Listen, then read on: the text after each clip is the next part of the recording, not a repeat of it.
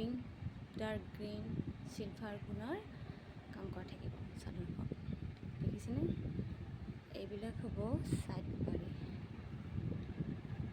এইখিনি হ'ব ছাইড পাৰি। চাব পাৰে ভালকৈ। আৰু লগতে এইখন হ'ব এইখন আহল বহল হ'ব। ব্লাউজখন এইখন আৰু ব্লাউজৰ লগতে পাৰি থাকিব। দেখিছেনে? যদি কাৰোবাক ভাল লাগে তো জনাব।